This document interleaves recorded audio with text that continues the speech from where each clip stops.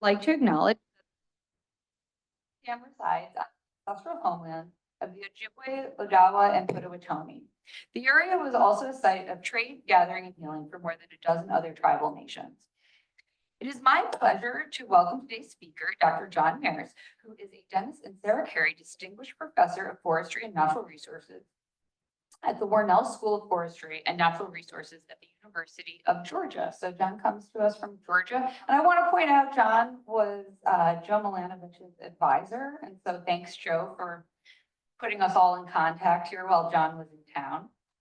John's been at the University of Georgia since 2005 after first spending 4 years as a research associate at the Department of Natural Resources at Cornell University. He received his BS in biology from the University of Maryland and his PhD in biology with an emphasis in ecology, evolution, and behavior from the State University of New York at Binghamton. He's a member of the IUCN Amphibian Specialist Group, the Ecological Society of America, the Wildlife Society, and the Society for the Study of Amphibians and Reptiles, and he's also an associate editor at the Journal of Wildlife Management. John's work is based in herpetology and crosses many different biological subdisciplines and has been featured in a myriad of different journals, including Science, Evolution, and Ecology.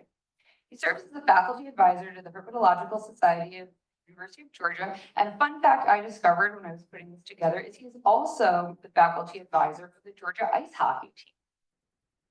Today, John's going to be speaking with us about salamanders, diversity, ecology, and conservation of North America's signature amphibians. Thank you so much for coming today, John. Thank you. I have way too much for.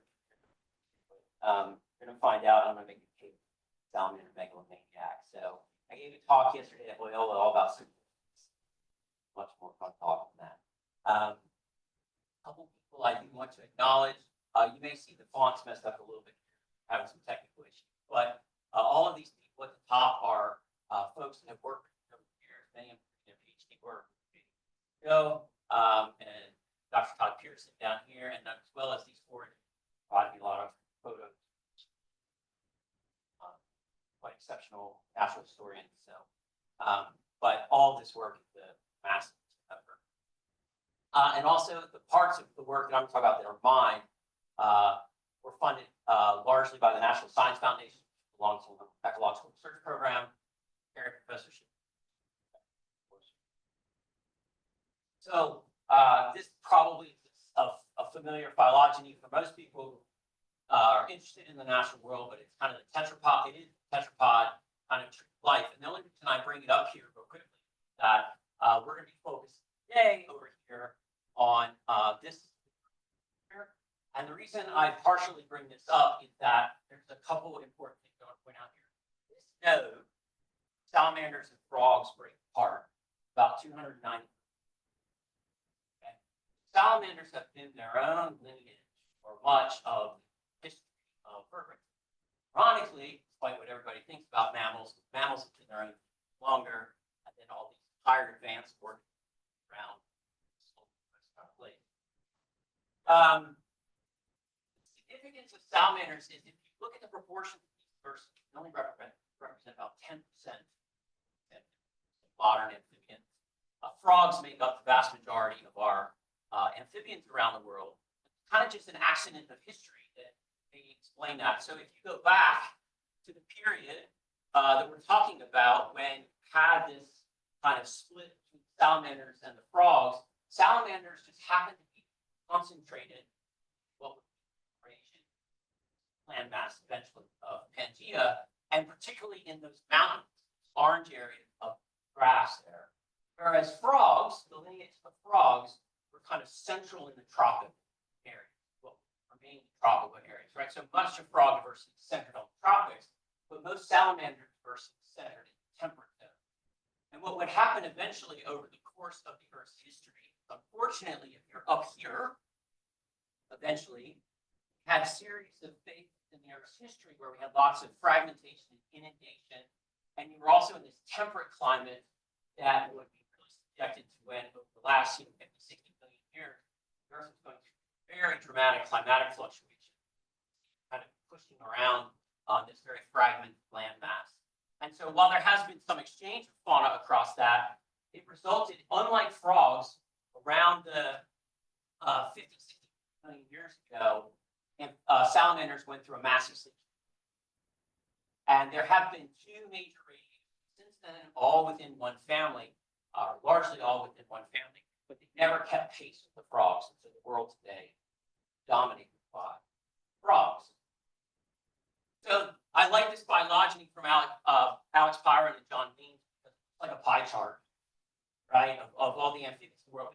That dark blue there, that's our salamanders. And so for the rest of the world, look at this and you're like, when people think of amphibians, they think frogs. But for me, here in North America, and for particularly in Appalachia and in the southeastern United States, Georgia, that's not the world. So this graph here just shows this is the number of species in the world. This is North America, and the green symbols represent Georgia. And if I'm looking at herpetofauna, things like for Georgia and North America, our representation of snakes, for example, is roughly proportional to what our representation is. Okay, so we're not depauperate like we are. When it comes to things like frogs, we're a little bit depauperate, but when it comes to places like where I live in Georgia, frogs just think that kind of boring. Okay, so I've taken away the reptiles here just to focus in on the amphibians. But if we look at North America, we actually have a disproportionately high representation of the world's salamanders. And if you're talking about Georgia or Appalachia, that's it. Okay. So to put this in some context, and again, I apologize for the text reading, right? So in North America, a little more than half the species of amphibians in North America are actually salamanders, not frogs. Even though salamanders are only 10% of the world's. And if you're in the eastern United States, particularly in Appalachia, it's almost 70% of the amphibians. So if you're in my part of the world and you're talking about amphibians, you're talking about salamanders. The rest of the world just doesn't think. You know, I got asked to come to the city once.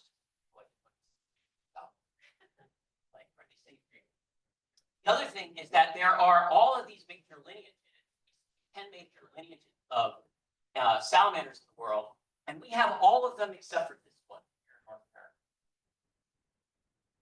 You can't go anywhere else in the world and find all that representation of salamanders in the world, but we have them, right? And the southeastern United States, where I am, has 7 of them. Drive and find all 7 of those major lineages, about an hour and a half. Special place. Some of the ones we have in the Pacific Northwest, for example, that are really special. We try into torrent salamanders. Really interesting salamanders in the Pacific Northwest that are kind of associated with fast torrential streams. Adapted toes. These guys have this bizarre squared off to weight. Everybody has asked me herpetology, what's the function of that? I don't know. Right? I mean, it's a square. I don't know. Why do wombats square? These are the giant, the coastal giant salamanders, Pacific giant salamanders. I can't put on these things. They're massive salamanders. Really, really spectacular.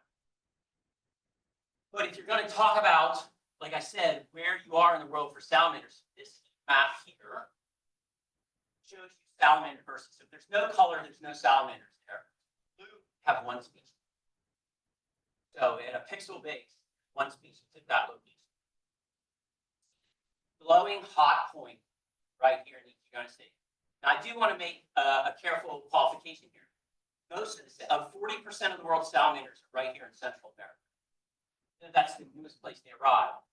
So that's where most of the species are. But if you go to any location in Central America, you only find 2.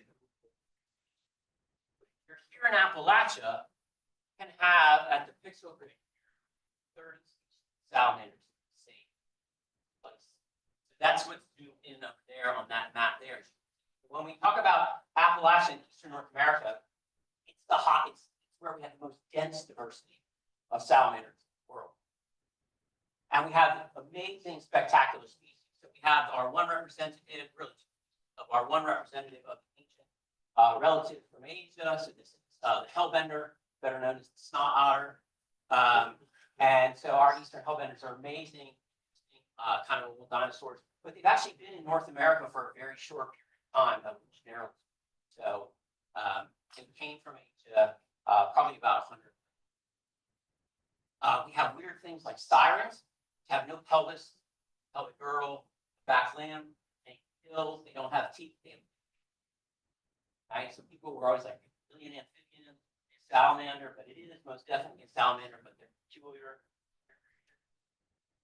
We have the salamanders. Of course, we have lots of diversity of these things in Asia and in Europe, but the salamanders don't have a lot of species here in North America, but they are spectacularly animals like the red F. This is a critically threatened species. Striped newt out in Georgia. I'll take about them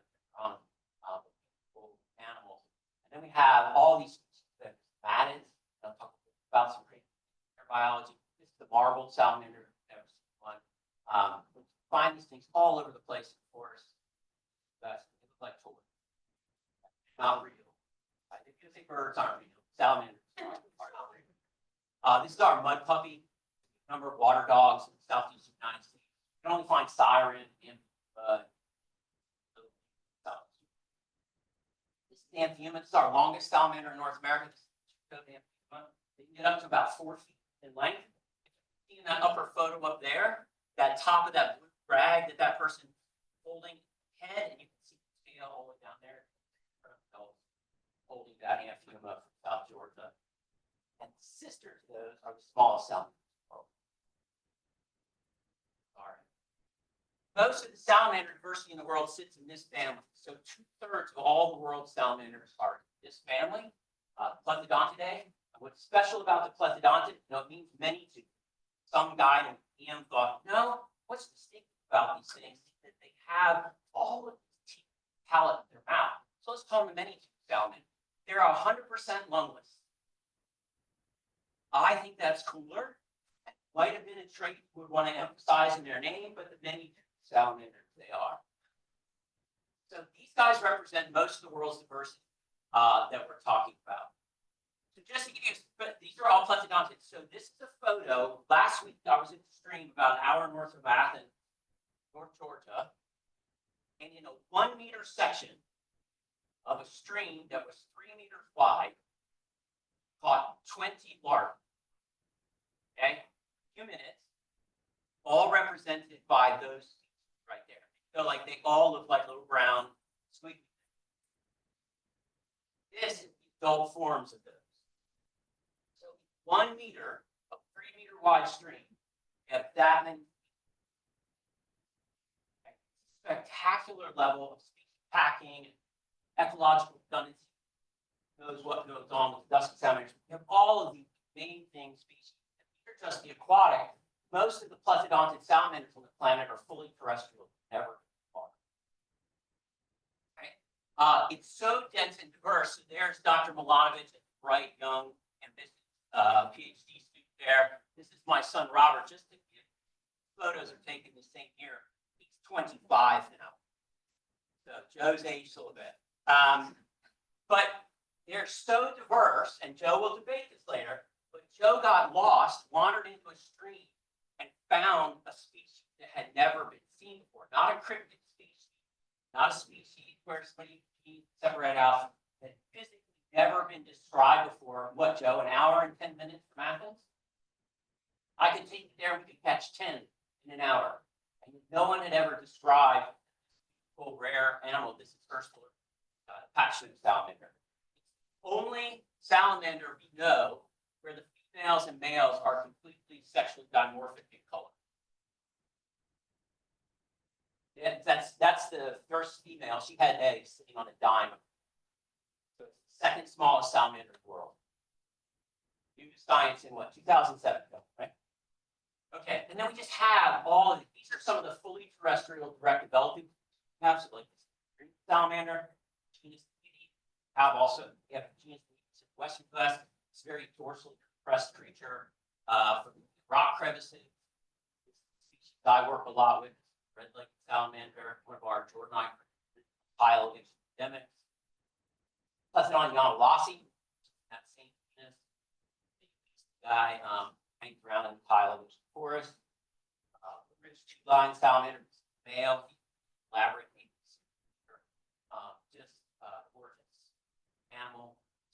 toey salamander, spring salamander, most other salamanders. But cool animal. This is one of the most spectacular animals you ever see. And Cape salamander, I'm sorry, the Cape salamander.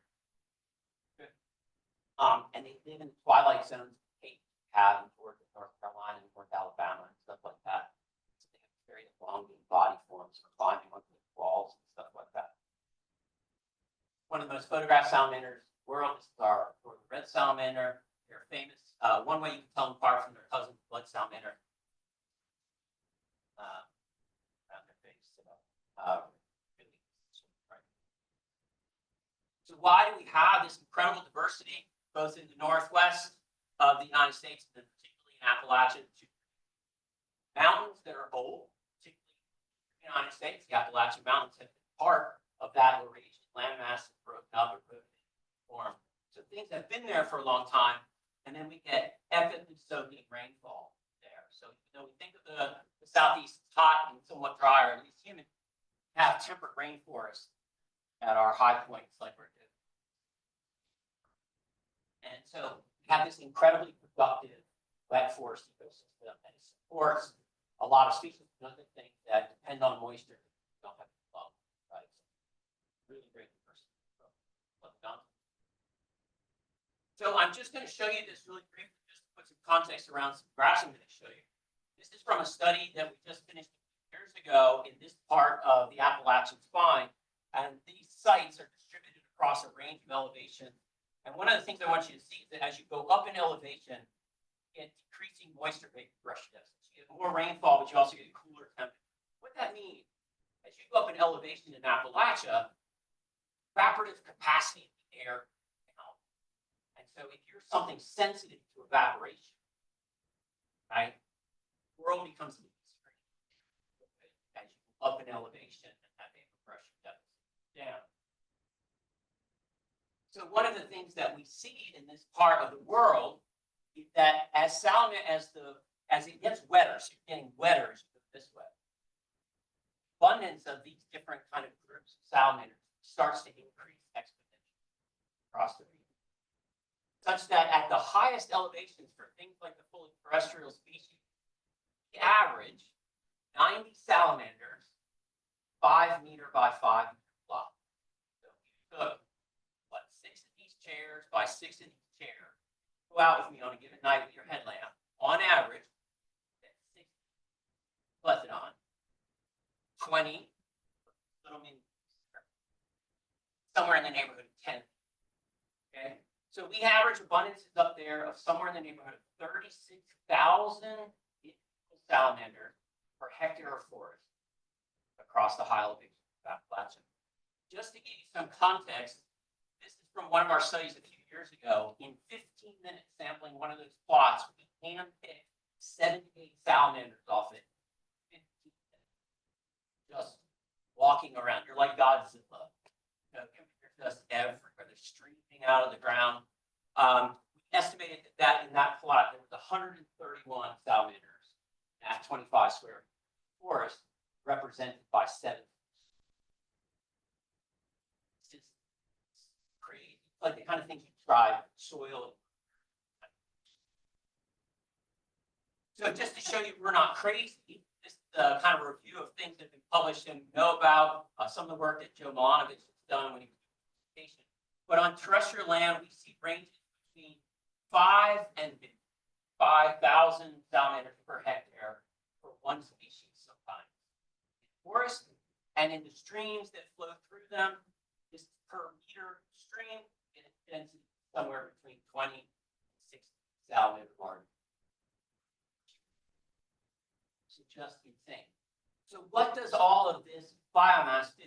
The animals, they have no lung, so they're incredibly energy efficient. Some of these larvae convert 80 to 90% of what they ingest to tissue. What do you have for breakfast? Cereal. What percentage of that cereal is going to come? About 6%. 90% of what they ingest. So you don't need a lot of food, tiny things, they don't have a lot of calories in them, and you pretty much can just convert all that to growing or making it, right?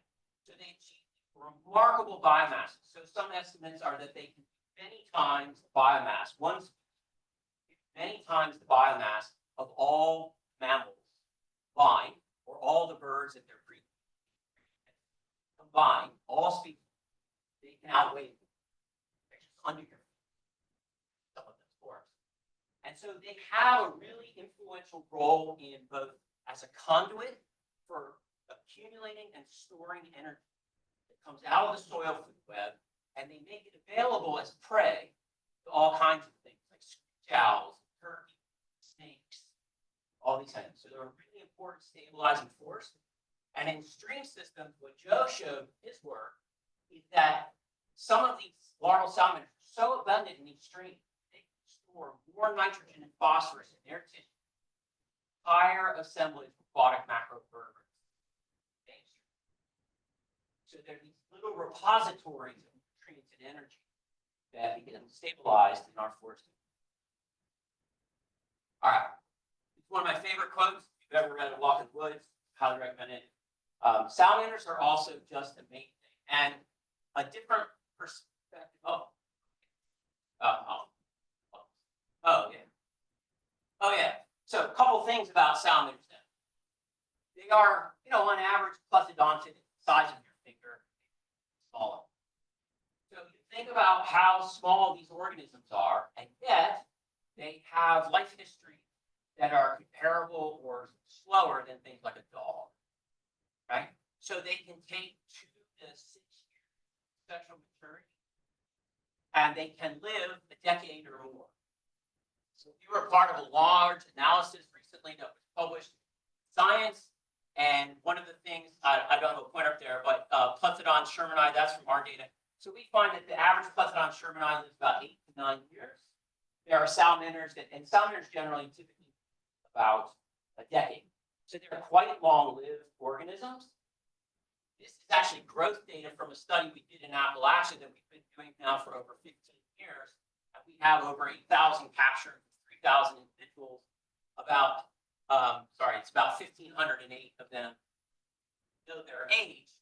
And we have tracked one individual, this guy crawling on this young woman's arm, marked this guy as about a 6-month-old hatchling at about 18 millimeters length. And we captured him 11 years later as a full-grown male. We have another female.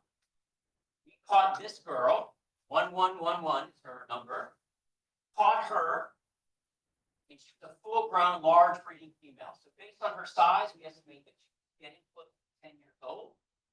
Continued to catch her subsequent 6 years, caught her 4 times. Estimate she's seen her in a couple years now.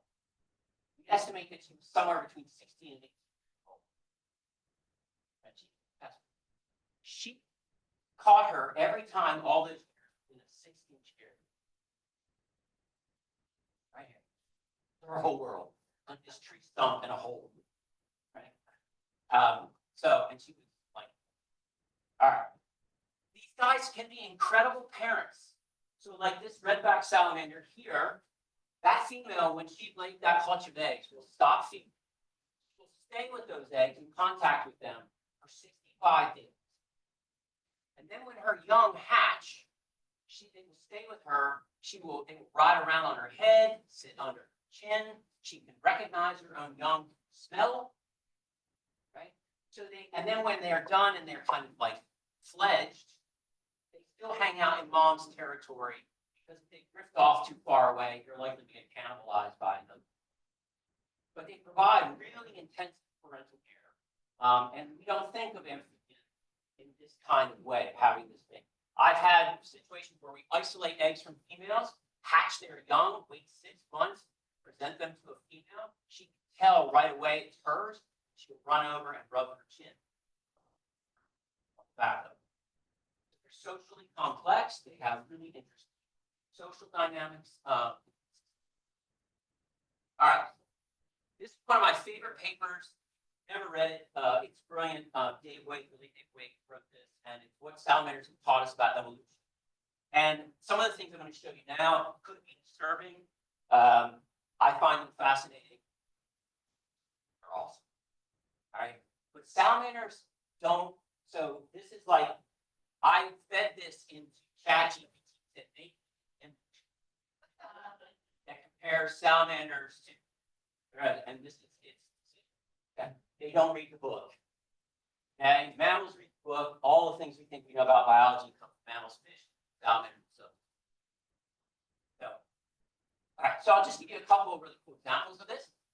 So most people have seen a typical amphibian life cycle. So we have an adult lays an egg, it has some larvae, that larvae spends time growing up. Eventually they come out of the water as some little juvenile, in this case, striped newt comes out as an F. Eventually they come back adult. Except for, that's not what happens. Their actual life cycle looks like this. So that larvae at some point, and instead of going into a terrestrial form, can just continue to grow up and remain. They go through partial metamorphosis. So they get a terrestrial skin, but they keep their gills, and then they will start breeding in this form. And they're completely compatible. So you can have this fully aquatic form that breeds in 1 year of its life. And these guys are actually really important for conservation, the factories of population. Or it can go the normal way, or it can go this route where they get almost to mature size. They go metamorphosis, don't leave the water. So they become a terrestrial animal that doesn't go out of the water, and then they'll stay in that for a couple of years before they'll finish and mature separately. Call this the failure to launch stage. Rare in nature, it's very common in captive breeding programs. So those are all the options an individual has going through its life. So these are really, animals can have really complex life cycles and complex dynamics. A couple other things. So how many of you have ever seen Kevin Costner's Waterworld? Or are you, now you're admitting it, right? Like you've watched it 4 times. You're just now really quick hand, okay? So it's a terrible movie. I highly recommend it. But the premise of the movie is that we re-evolve gills, or some people re-evolve gills in water, climate change, flooded land on Earth. Some people have re-evolved gills. And the absurdity is like gills. So this is a phylogeny among the plethodontids. Everything you see displayed here, we're black, and all the black at the top are species that have an aquatic larvae with gills. So if you follow that first clade up, it's all black, and you start to see ancestors transition to yellow. Yellow is a direct developing ancestor from land. And if you keep the blue black group here, you keep going back, you see that they are also descended from a direct developing ancestor. So at least twice in their history, plethodontids have gone from a fully terrestrial, direct developing animal back into a thing that has a larval form. And we think of larvae as a primitive state. And that no sensible organism that has shed itself from the boundaries of water ever regressed back into having larval form. Animals have done it multiple times. And so this is a really peculiar situation, which is have animals evolving what we consider primitive traits because there were beta niches then the world supported this kind of evolution. So it's really like this is not supposed to be happening. People first people like are heretic, and people like Ron Bonnick are teaching it and now accepted it and really tested that all of these larval things are descended from a direct development. All right.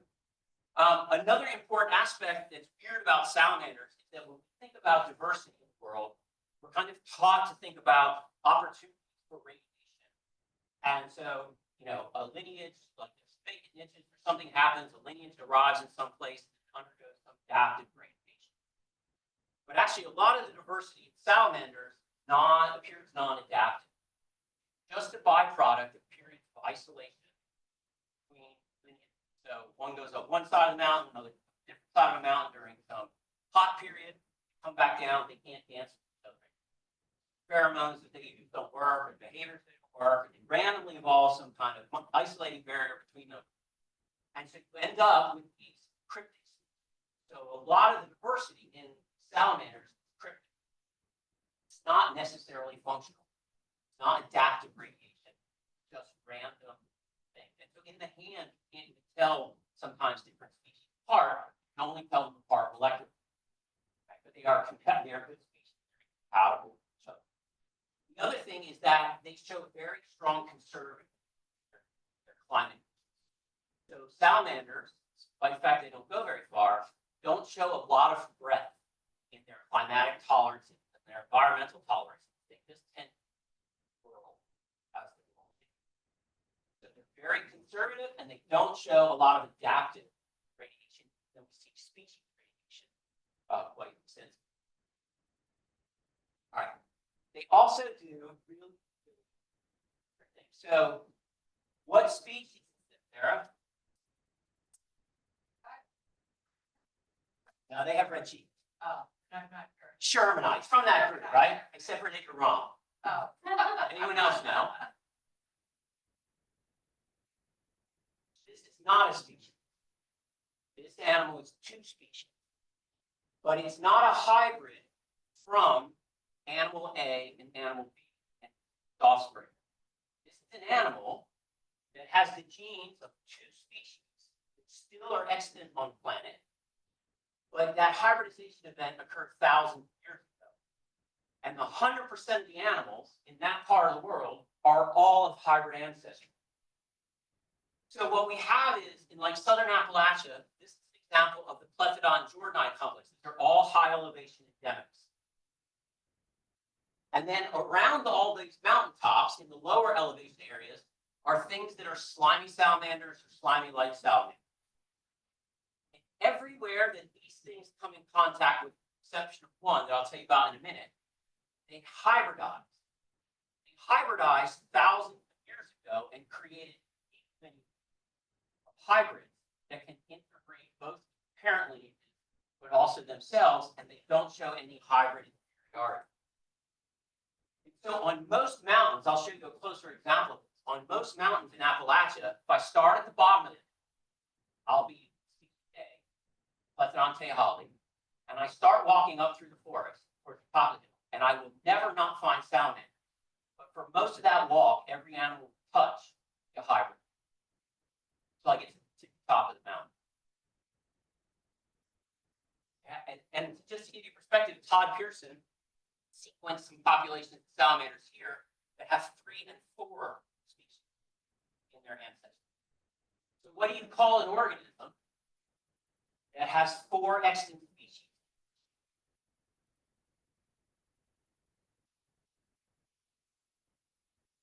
When you fill out your permits, collecting, what are you checking? What box or what jar are you putting in? What jar does it go in? So to give you some perspective on this, the Coweta Basin, and it's U.S. Forest Service site.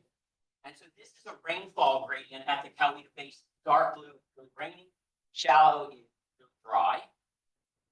At the top, we have Plethodon shermani, which is Jordanite member, red-legged salamander. Bottom, in the dry areas, we have Plethodon teahali. I'll give you a little wrinkle here. Plethodon teahali looks like a slimy salamander. Our best guess is that this is actually a lineage that was created by an earlier hybridization event, Plethodon jordanite, and a species now extinct. Now it can breed thousands of years ago with the ones at the top, but why don't we ever find them together if they're compatible? Because every animal in the middle is a hybrid ancestor. And so functionally, it's just a climb now. Genes bring from the bottom of the hill up and from the top of the hill down. And what happens is if you start here, they look like this. As you go up a little bit, they still have mostly white, but you find a little red dot on their leg. You go a little farther up the hill, a little more red dot on the legs, a little less white spotting. You go a little farther up the hill, start getting more red on the legs, less white spotting, and just gradually walk between this phenotype and that phenotype, unbroken climb of phenotypes. And we've actually done the genetics on this recently, Sidney Carter and I, and Todd Pearson. This is pure Plethodon teahali. That's pure Plethodon shermani up there. This is at the the bottom of the hill, this is on a road, and you start going up the road, and you see that we start picking up animals here that have just a little bit, take a holly gene. By the time you get to like the middle elevation, they're about 50 energy. You start getting a little bit more Shermani, and then as you get up to the top, they start to become Shermani. And what we can find when we look at this, find that there are alleles from both parent species that are under selection. And what they're under selection for is adaptation to rainfall and pressure. So if you describe this as two species hybrids, you just went out and found this, call this a cline. But because of the way it got assembled, you don't know what to do. Right? It doesn't fit into any evolutionary framework for the theories of hybridization. But most salamanders in Appalachia are these things. They have no regulatory protection because they're not a species. Yeah, right. That lit your eyes up, right? They're not what species? They're not a species. But it's most salamanders. No. Okay. One cool just little evolutionary accident. This thing here is known as Plesidon chioa. It's a red-legged salamander. But for some reason, we got a lineage on that mountain that no longer will became differentiated from its sister, Plesidon shermani, but they don't interbreed. And it also does not interbreed or hybridize the slimy salamander. Find the two species co-occurring up and down the mountain. So the one place we know of in Appalachia where this happened. So wrote a proposal, studied it. And NSF said, you don't have any replication. That could design it. No, like it happened once. So, I don't know. All right. So, that's not the only kind of weird thing that salamanders do as hybrids. So, how many of you are familiar with the polyploid salamanders of the Western? Perfect. So, we could go to a pond. Any one of these amphistomatid salamanders or a subset of them might be in that pond. And then one day this lady will develop, but they're not of the same species. But when they mate, they will produce a triploid offspring. That triploid offspring will have 2 chromosomes from mom and 1 from dad. They're perfectly viable organisms. And they're now technically clonable. She can produce viable eggs that are this without having to mate. But in order to stimulate egg production, she needs spermatophore. So they swim around and they pick up random spermatophores from males of other species. Because remember, there's no males, they're all female. So if we take this female and we look, she can produce through gynogenesis, even though she picked up sperm, she doesn't need to use it.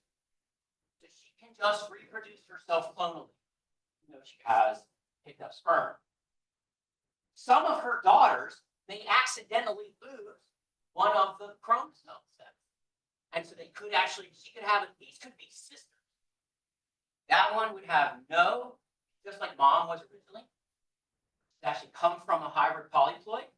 One of her sisters is now a 50-50 hybrid diploid, and one of her sisters is a triploid.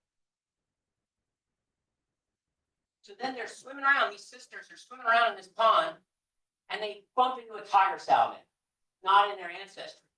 Mom picks up the DNA from that, and now you can have a quadruploid amphistoma who has 3 species in her. And what's crazy is that animal has 3 fathers. One of them is her great-grandfather. And she's perfectly viable. They grow, you're not supposed to be able to have 4 sets of chromosomes as a vertebrate to be able to like function, right? But there are a few things that manage it. So now, all of these are possible offspring of that event. All these siblings, their chromosomes. You're going nuts here, right? Like, what's your biology right other species in here. Right? Comes back there going, oh, stick with the ceiling, right? It's less traumatizing. So in a few generations, you can have a swarm of polyploid females. This, if you grab any one of them, that might be their chromosome set. You know that as they add chromosomes, you start to get a reduction in fitness. No one in the wild has ever found more than 5. It's possible because by the time you get to about 6, embryonic mortality, genetically, is too much. You start getting embryonic mortality and it's too high. But fitness decreases as you come down. But if you go to one of these wetlands in Ohio, or New York, or Ontario, most of the animals in that wetland are those triplets. Pure parent species, they're rare. What do you do with them? What jar do they go in? Okay. They don't read the book. They just knew what it works, right? And so this is their breed. Okay, just to show you, I'm not lying to you.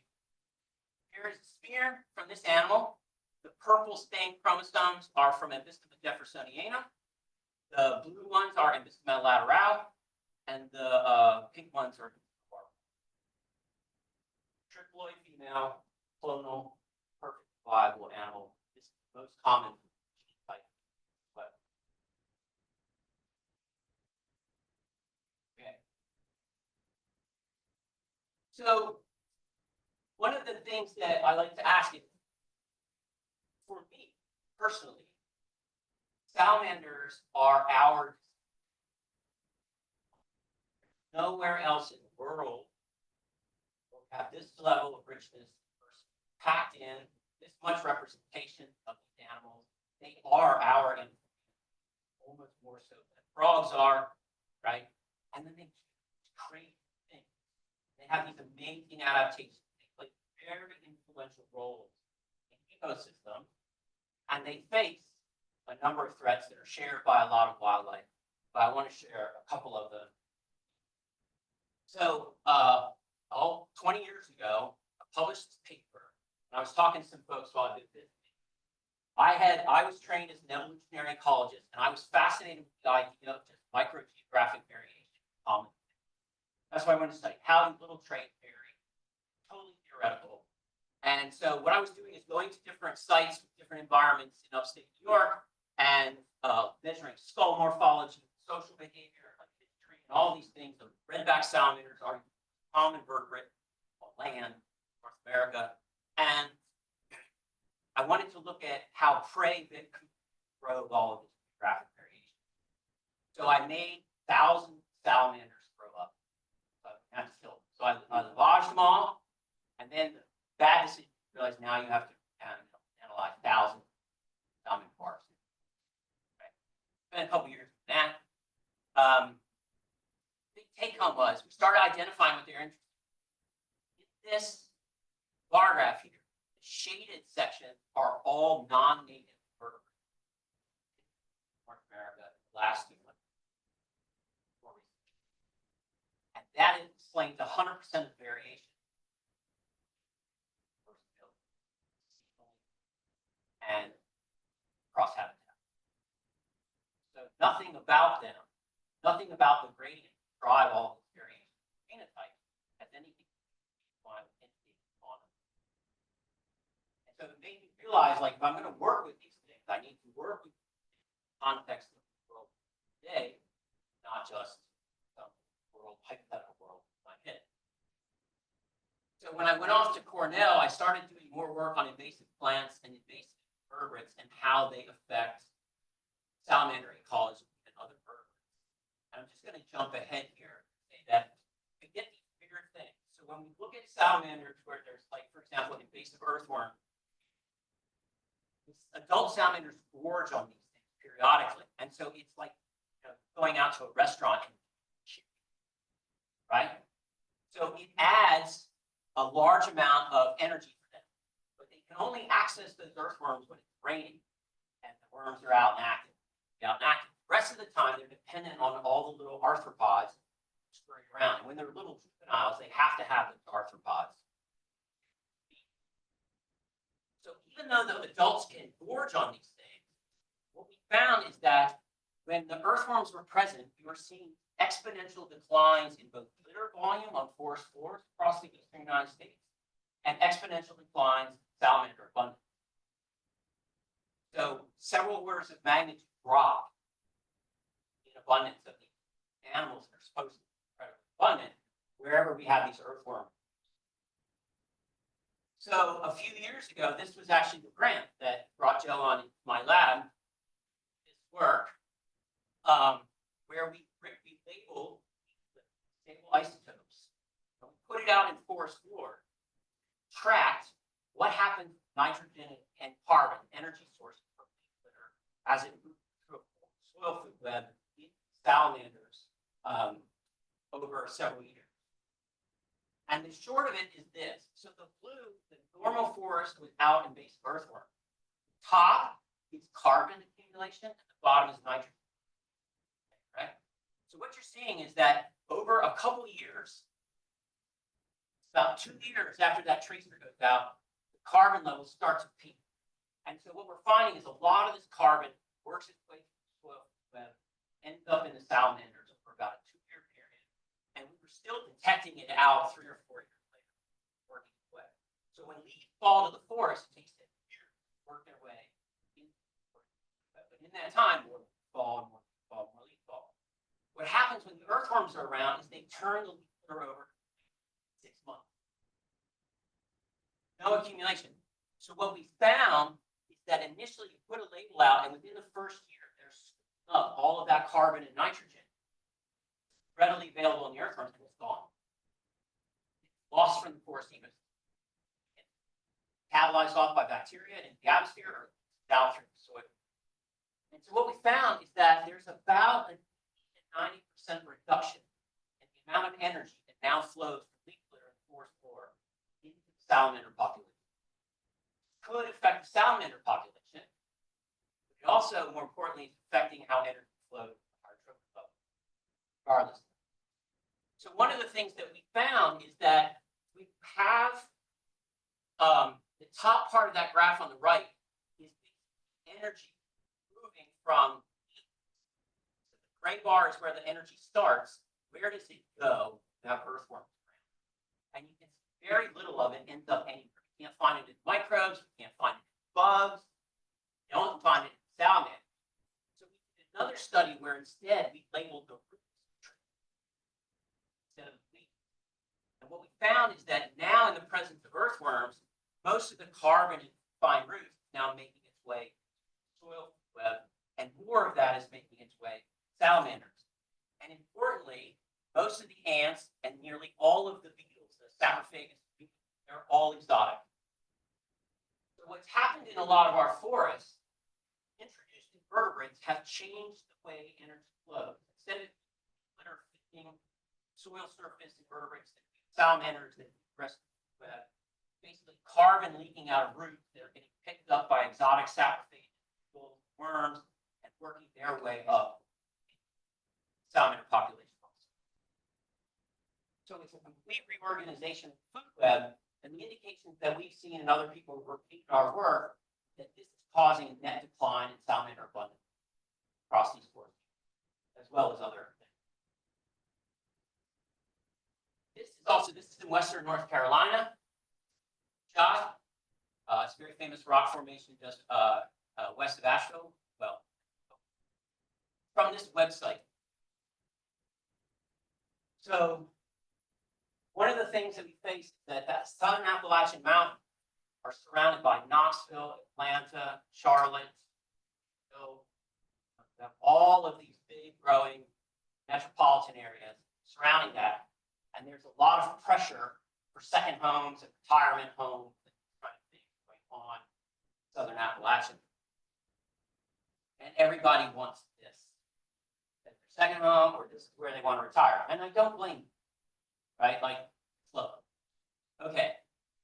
So we went out and studied these things. What is the impact of hill slope development doing in the aquatic salamander system? So everything from reference watersheds where there's been no development, to places where people now have front lawns across the stream. Just for the sake of speed, I'll give you the punchline here.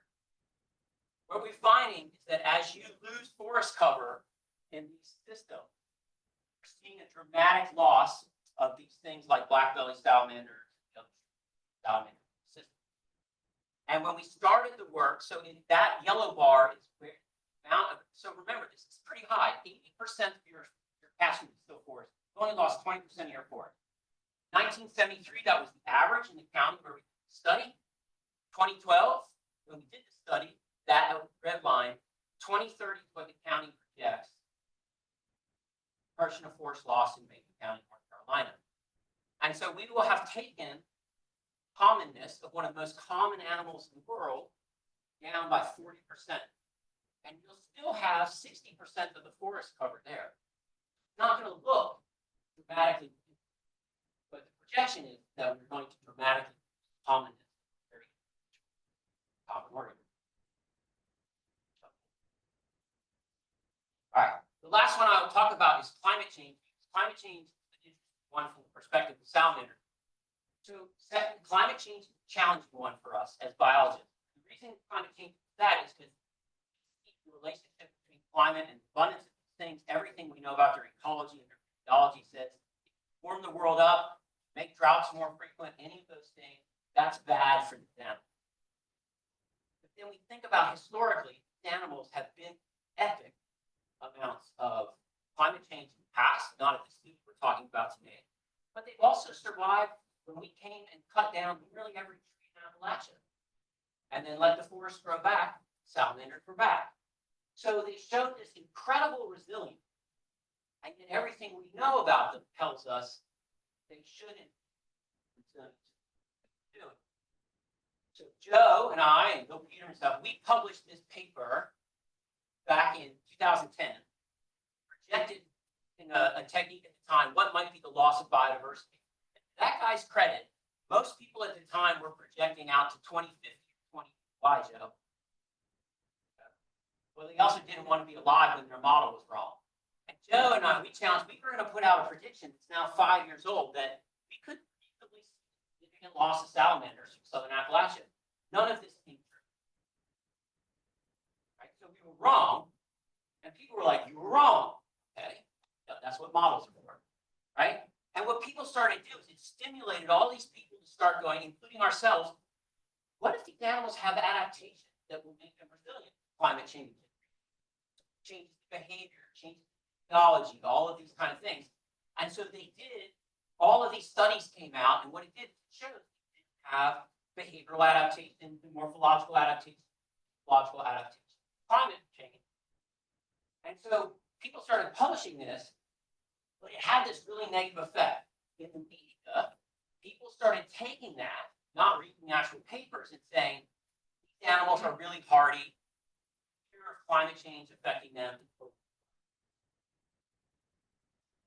So they didn't take the nuance that, like, okay, they have adaptation, but then there's other pattern to explain, which is why do we see exponential declines in their abundance today?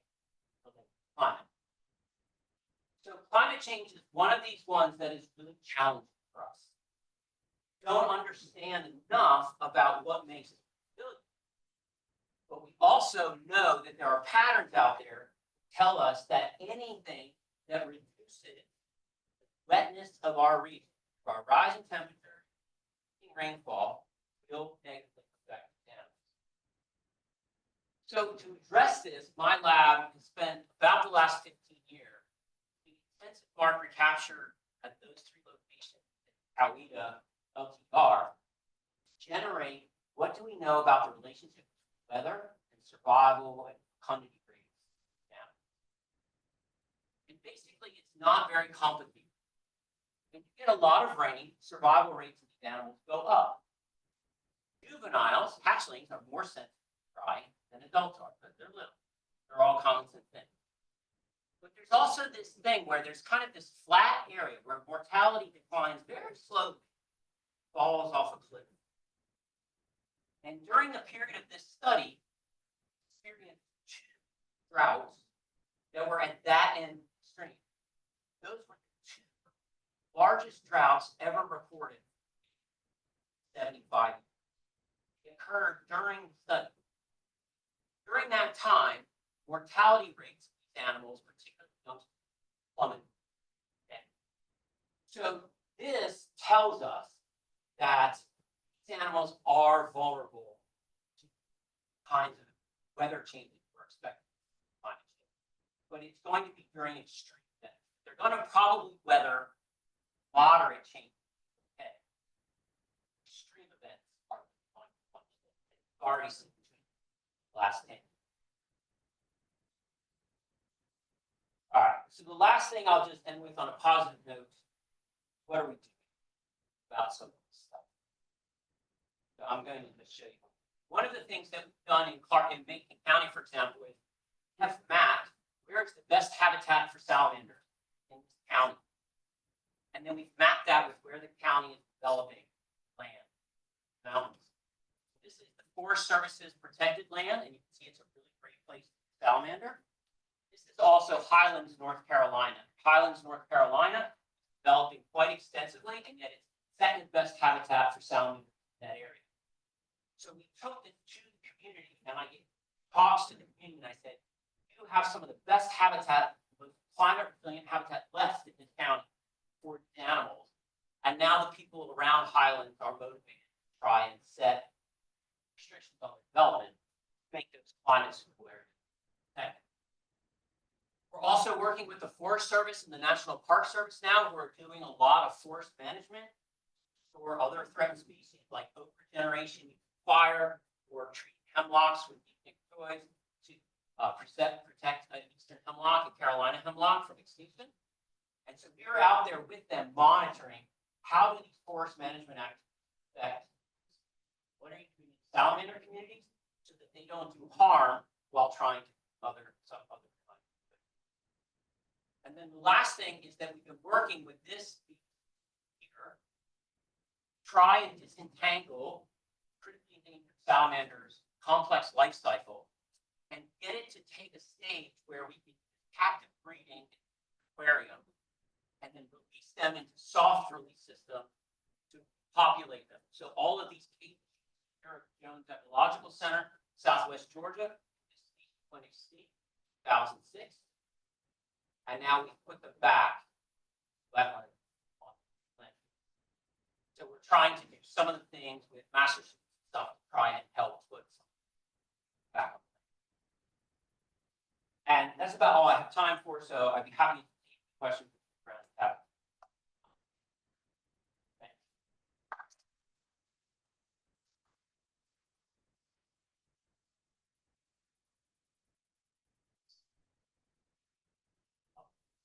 Yeah. So Pigeon Mountain salamanders, Plethodon, they're one of the twilight cases. Okay, and there's people who do regular surveys of Pigeon Mountain salamander. There's also an insurance colony breeding program started for them. There's not much indication that their populations have declined much. There is concern because the interest in activity that's associated with has really picked up. So there's been some restrictions on access now. Again, much that it's on a day. So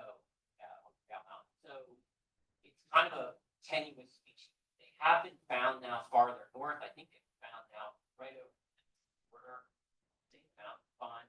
So their range has expanded a little bit. People have found other things occupied, but it's still one of the micro steps out of that. So one thing.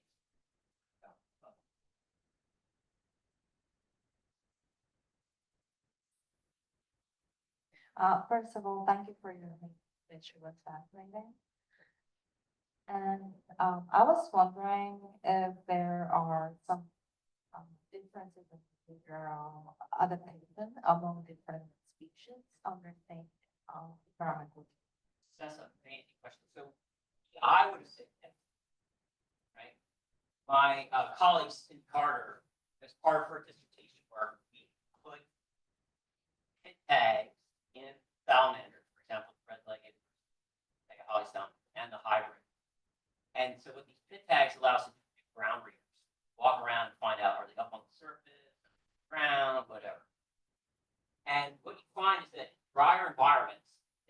more underground, right? They spend a little more time underground. But in terms of how they behave in response to weather, it's the same. It's just the weather is different in other places. So if you took that animal and take them, you act like the other species. Give them the same weather conditions, they behave exactly the same experience.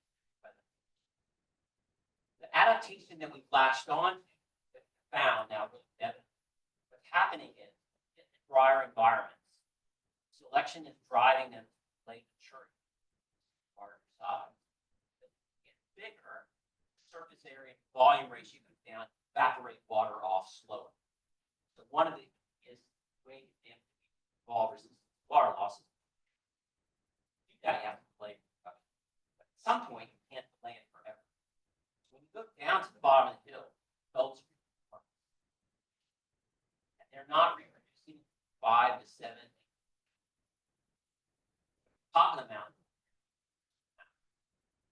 has 25 to 30% of top.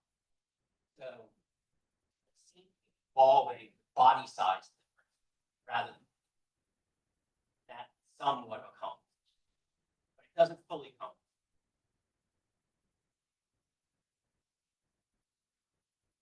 A last question. All right, well, another round of applause for our wonderful speaker.